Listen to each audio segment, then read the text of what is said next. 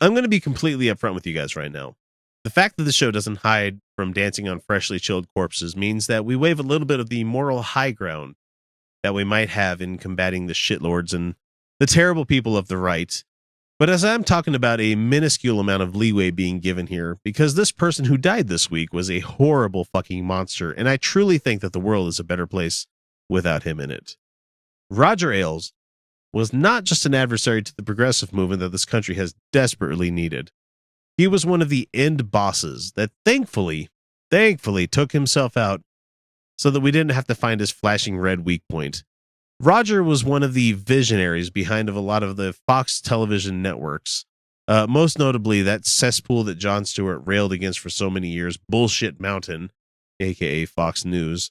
If you paid any kind of attention to that network at any time, and I suggest that if you're a listener to the show, you really should be getting your information from more than one source, if you can stomach it, really.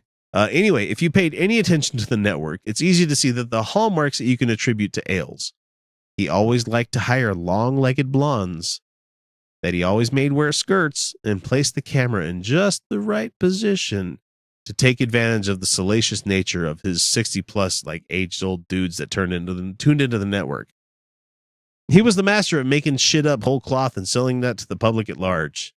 Ailes learned this tool set from working on various Republican campaigns that go all the way back to 1984 with Reagan's reelection, and helped guide George Walker Bush into the White House, even though, I don't know if it's Walker, George H.W. Bush into the White House, even though Dukakis was killing him in all the polls. Don't get me wrong. I admire this person because they were fucking great at what they were paid for. And that does not mean that I have to like the man at all. He has caused more harm to this nation's electorate and democratic processes than Russia did last year. If Fox News viewership actually were skeptical about anything, we would not be where we are today.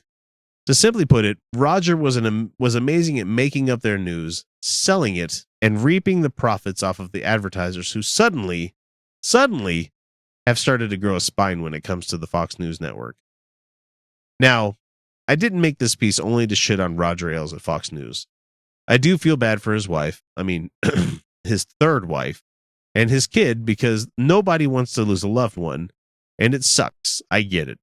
But you can't tell me there are not hundreds, if not thousands of people out there that are slightly relieved that this sexual predator is now deep within the ground.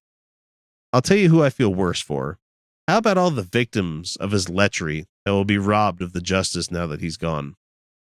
Well, I guess they could still go after his estate. I mean, if that's any kind of consolation prize, because we all know that he's made a whole lot off of selling his proverbial soul. So, Roger, I say this in passing.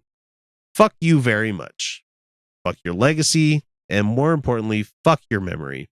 I hope you are never remembered nicely, and if there is a hell, I will see you there.